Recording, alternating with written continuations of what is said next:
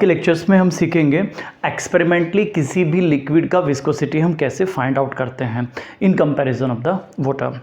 यदि आपको किसी भी लिक्विड का वाटर के कंपैरिजन में विस्कोसिटी फाइंड आउट करना है तो उसके लिए आपको कुछ अपैरेटस एंड केमिकल की ज़रूरत पड़ेगी, जिसमें एक होगा ऑस्टवाल्ड विस्कोमीटर, एक डेंसिटी बोतल आपको चाहिएगी। जिस लिक्विड की आपको विस्कोसिटी फाइंड आउट करनी है वो लिक्विड आपके पास होना चाहिए, और इसके साथ साथ जिस वाटर के कंपैरिजन में आपको उस लिक्विड की विस्कोसिटी फाइंड आउट करनी है, दैट मीन्स डिस्टिल वाटर भी आपका होना चाहिए। जैसे हमने यहाँ पर ऑब्जेक्टिव में ऑलरेडी मेंशन किया है कि हम लिक्विड का विस्कोसिटी निकालने जा रहे हैं लेकिन वाटर के कंपैरिजन में, तो डिस्टिल वाटर भी आपके पास होना चाहिए। अब इसके साथ साथ हम बात कर लेते हैं कि विस्कोसिटी होती क्या है। देखिए, यदि आप किसी भी लिक्विड को आप लेते हैं और उसको फ्लो कराते हैं, आप फोर्स लगाकर फ्लो कराएं या ग्रेविटी की इन्फ्लुएंस में आप उसको फ्लो कराएं, तो देखा जाता है हर एक लिक्विड अपने फ्लो को रजिस्ट करता है। किसी भी लिक्विड की अपने फ्लो को रजिस्ट करने की जो टेंडेंसी होती है, इसी को हम कह देते हैं विस्कोसिटी।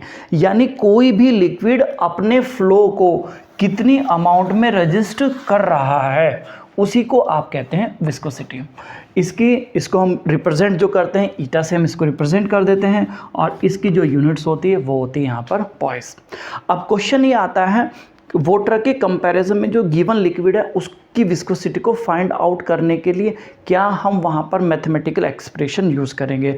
तो ये आपके सामने एक मैथमेटिकल एक्सप्रेशन है जिसको आप यूज़ करेंगे गिवन लिक्विड की विस्कोसिटी को फाइंड आउट करने के लिए।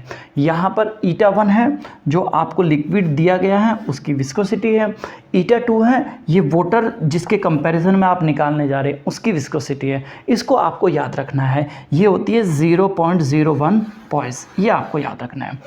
इसके साथ साथ D1 है, D1 इज़ द विस्कोसिटी इसके साथ साथ यहाँ पर D1 भी है। D1 is the density of given liquid, यानी जो भी लिक्विड आपको दिया गया है उसकी डेंसिटी आपको पता होनी चाहिए, दैट इज़ द D1 आपको पता होना चाहिए। पीछे वाले लेक्चर्स में मैंने आप लोगों को बताया था यदि किसी भी अननोन लिक्विड की डेंसिटी आप फाइंड आउट करते हैं तो उसको कैसे आप निकालते हैं। तो ये आप देख सकते हैं, उस लिक्विड की डेंसिटी जो मैंने आपको बताया था उसके अकॉर्डिंग आप फाइंड आउट कर लेंगे। वाटर की D2 is the density of the water, ये आपको पता ही होती है 1 ग्राम पर ml होती है। इसके साथ साथ यहाँ पर 2 वेरिएबल और लिखे हैं, 1 is the T1 and the 1 is the T2। Actually हम क्या करते हैं, जो लिक्विड हमें गिवन है उस लिक्विड को ऑस्टवाल्ड विस्कोमीटर में हम फिलअप कर लेते हैं, और फिलअप करने के बाद एक सर्टेन पॉइंट से जब वो फ्लो होकर एक दूसरे सर्टेन पॉइंट तक पहुंचता है वहाँ पर वो लिक्विड, तो हम ये देख लेते हैं इसमें कितना समय लग रहा है।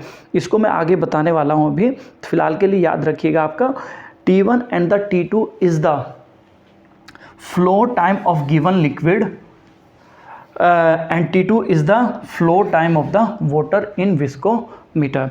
यानी विस्कोमीटर के एक पॉइंट से दूसरे पॉइंट तक आने में लिक्विड को कितना समय लग रहा है उसको हम कह देते हैं T1, वाटर को कितना समय लग रहा है उसको हम कह देते हैं T2। तो इस एक्सप्रेशन को यदि आप ध्यान से देखें, यहाँ पर टोटल मिलाकर इस एक्सप्रेशन में 6 वेरिएबल आपको दिखाई पड़ रहे हैं, जो कि ईटा 1 है विस्कोसिटी ऑफ गिवन लिक्विड, इसको हमको क्या करना है, फाइंड आउट करना है। ईटा 2 है, हमें पता है, ये हमें पता है। D2 is the density of water, ये भी हमें पता है। तो ठीक है, D1 is the density of the given liquid, ये आपको फाइंड आउट करना है। इसको फाइंड आउट करने का तरीका मैंने पीछे वाले लेक्चर में बताया था, वहाँ से आप देख सकते हैं। वैसे इसमें भी मैं रिपीट कर दूंगा आपका। तो टोटल मिलाकर यहाँ पर 1 2 3 वेरिएबल आपको पता लग जाते हैं, ये 3 वेरिएबल आपको पता लग जाते हैं। तो इन 2 वेरिएबल ऑलरेडी पता है, तो टोटल मिलाकर 6 वेरिएबल थे। तो यहाँ पर T1, T2 and the D1 पता लगते ही, क्योंकि ये हमारे पास है, तो ईटा 1 हम इजीली से फाइंड आउट कर लेंगे। तो अब हम बात कर लेते हैं T1, T2 and the D1 को हम कैसे निकालेंगे एक्सपेरिमेंट। तो अभी तक हमने देखा था कि किसी भी अननोन लिक्विड की वाटर के कंपैरिजन में विस्कोसिटी निकालने के लिए हमारे पास ये एक एक्सप्रेशंस था जिसमें 6 टर्म्स यहाँ पर हमारे यूज़ हो रहे थे।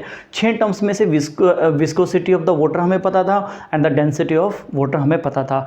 अब हमारे पास बचते हैं ये 3 टर्म्स, यदि इन 3 टर्म्स की वैल्यू हमें पता लग जाती है तो अननोन लिक्विड की विस्कोसिटी यानी ईटा1 को हम इजीली से फाइंड आउट कर सकते हैं। तो अभी हम बात कर लेते हैं D1 T1 and the D2 हम कैसे फाइंड आउट करेंगे। यहाँ पर जो 1 मैंने यूज़ किया है ये गिवन लिक्विड के लिए है और जो 2 मैंने यहाँ पर यूज़ किया है ये यहाँ पर वाटर के लिए है। तो सबसे पहले हम बात कर लेते हैं जो गिवन लिक्विड है उसकी density, that means the D1 कैसे हम फाइंड आउट करेंगे। इसके लिए आपको इस तरह की एक बोतल को यूज़ करना पड़ेगा जिसको हम कहते हैं डेंसिटी बोतल। इस टाइप की बोतल को हमें यूज़ करना पड़ेगा। ये डेंसिटी बोतल है। इस बोतल में यहाँ पर आप देखें, यहाँ पर एक मार्क लगा हुआ है, यदि आप ध्यान से देखें तो दिखाई पड़ रहा होगा। इस मार्क को मैंने यहाँ पर हाईलाइट किया है। इसका मतलब ये होता है कि इस बोतल में यहाँ तक जो भी लिक्विड आप फिलअप करते हैं, यहाँ तक जो भी लिक्विड फिलअप करते हैं इस मार्क्स तक, तो उस लिक्विड का वॉल्यूम होता है 100 ml। तो मुझे जिस लिक्विड की डेंसिटी निकालनी है मैं उस लिक्विड को यहाँ तक फिलअप करता हूँ तो उस लिक्विड का वॉल्यूम हो जाएगा 100 ml, यानी लिक्विड का वॉल्यूम हमारे पास आ गया है। अब आपको क्या करना है, इस बोतल को लेना है, इस बोतल को खाली करना है और एम्प्टी बोतल का वेट आपको कर लेना है। यानी जब भी बोतल खाली होगी उसका वेट कर लीजिएगा। इस बोतल का यदि मैं वेट करता हूँ खाली करके तो ये आता है 25 ग्राम। अब आपको क्या करना है, जिस लिक्विड की डेंसिटी आपको मेज़र करनी है उस लिक्विड को यहाँ पर अप टू मार्क आपको फिलअप करना है और फिर से इस भरी हुई बोतल जो कि लिक्विड से भरी हुई है इसका वेट आपको कर लेना है। इसका वेट हमने किया था, हमारे पास आया 100 ग्राम। अब आपको पता है खाली बोतल का कितना वेट है और भरी हुई बोतल का वेट कितना है, तो ऑब्वियसली बात है यदि बोतल का वेट आप माइनस कर देंगे तो इस बोतल में जो लिक्विड भरा हुआ है उसका वेट आ जाएगा। और लिक्विड का यदि आपके पास वेट आ जाता है, WT means weight of liquid, और लिक्विड का वॉल्यूम आपके पास है तो वेट को volume, this the weight and this the volume, volume से आप डिवाइड कर देंगे तो जो गिवन लिक्विड था उसकी density, that means the D1 की वैल्यू हमें मिल जाएगी।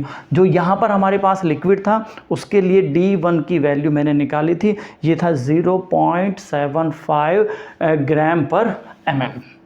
अब हमारे पास इस टर्म की वैल्यू है, इसकी ऑलरेडी थी, इसकी ऑलरेडी थी। अब हमारे पास बाकी बचते हैं 2 terms T1 and the T2। ये क्या होता है ज़रा इसको भी आप देख लीजिए। T1 and the T2 generally एक अपैरेटस से रिलेटेड होती है। इस अपैरेटस को हम कहते हैं ऑस्टवाल्ड विस्कोमीटर। हम क्या करते हैं, इस अपैरेटस में लिक्विड को फिलअप करते हैं और एक सर्टेन पॉइंट से दूसरे पॉइंट तक देखते हैं कि ये लिक्विड फ्लो करने में कितना टाइम ले रहा है, उसी को हम यहाँ पर टी कह देते हैं। देखिए कैसे आप करेंगे, आपको जिस लिक्विड के लिए टी की वैल्यू आपको निकालनी है उस लिक्विड को यहाँ पर देखिए, पहले थोड़ा सा ऑस्टवाल्ड विस्कोमीटर के बारे में आप समझ लीजिएगा। इसमें 2 बल्ब लगे हुए हैं, एक तो बल्ब ये है, ये छोटा बल्ब है, और एक ये बड़ा बल्ब है। जो जनरली बड़ा बल्ब होता है, छोटा बल्ब जहाँ पर ख़त्म होता है, छोटे बल्ब का जो एंड पॉइंट होता है उससे थोड़ा सा नीचे बड़े बल्ब का जो स्टार्टिंग पॉइंट होता है वो स्टार्ट होता है। ठीक है, इसके साथ साथ यहाँ पर 2 मार्क भी लगे रहते हैं, इधर और इधर। इस मार्क को मैं कह देता हूँ M और इस मार्क को मैं कह देता हूँ N। इसके साथ साथ जो छोटा बल्ब है हमारा उसको मैं A कह देता हूँ और जो बड़ा बल्ब होता है उसको मैं B कह देता हूँ। ज़रा ध्यान से आप देख भी सकते हैं, यहाँ पर यदि आप दिख पा रहा है तो आप इसको ध्यान से देखिए, देख सकते हैं ये छोटा बल्ब है और ये बड़ा बल्ब है। This the A bulb, this is the B bulb. यहाँ पर एक मार्क लगा हुआ है और यहाँ पर भी एक मार्क लगा है। ऊपर वाले मार्क को मैंने ब्लैक किया हुआ है और इसको मैं M कह रहा हूँ, और नीचे वाले मार्क को मैंने भी ब्लैक किया हुआ है और इसको मैं N कह रहा हूँ। अब आपको करना क्या है, इस बल्ब B में जिस लिक्विड का आपको फ्लो टाइम मेज़र करना है, टाइम मेज़र करना है, उस लिक्विड को आप इस बल्ब B में आप फिलअप कर लीजिए यहाँ तक, यहाँ तक। इसमें मैंने फिलअप भी किया है, ज़रा दिए आप ध्यान से देखें तो यहाँ पर ये फिलअप हुआ है यहाँ पर। अब आपको क्या करना है, जैसे लिक्विड को इस बल्ब B में आप फिलअप कर लेंगे, यहाँ से आप फिलअप कर सकते हैं, यहीं तक फिलअप करना है, इससे ऊपर नहीं फिलअप करना है, यहाँ तक फिलअप आप कर लीजिएगा। करने के बाद आपको क्या करना है, अब आपको ऐसे फिलअप किया, अब आपको करना क्या है, इस लिक्विड को आपको यहाँ से सक करना है ऐसे।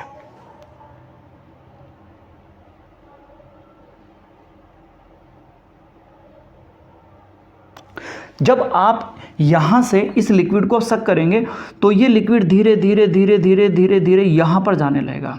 तब तक आपको सक करना है जब तक कि ये लिक्विड यहाँ से निकल कर धीरे धीरे धीरे धीरे धीरे जो एम पॉइंट है यहाँ तक नहीं पहुँच जाता।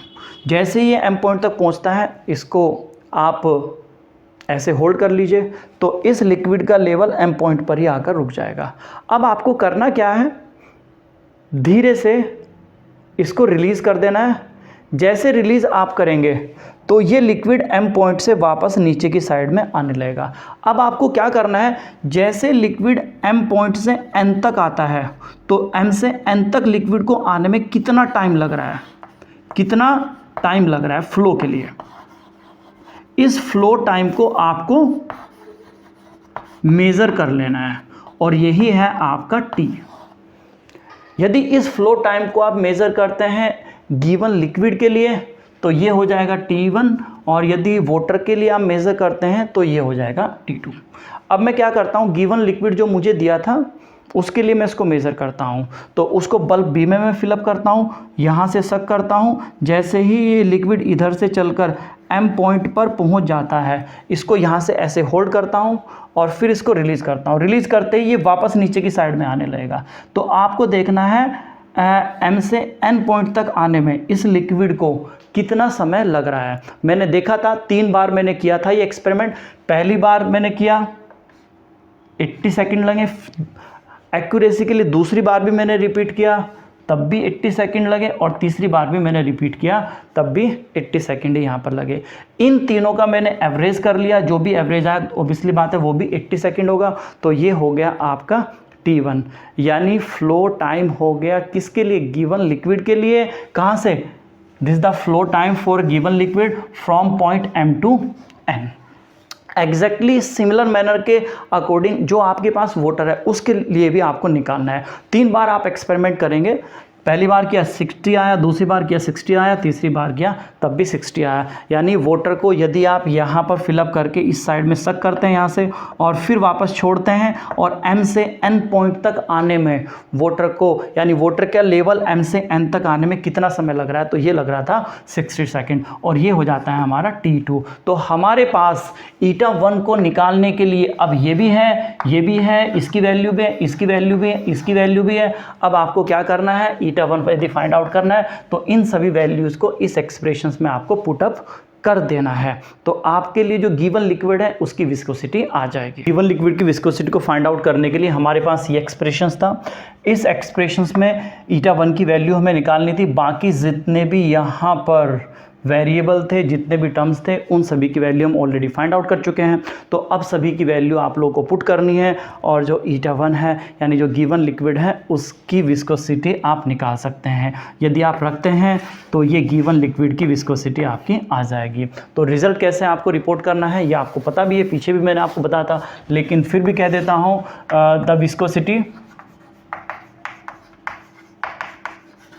Of given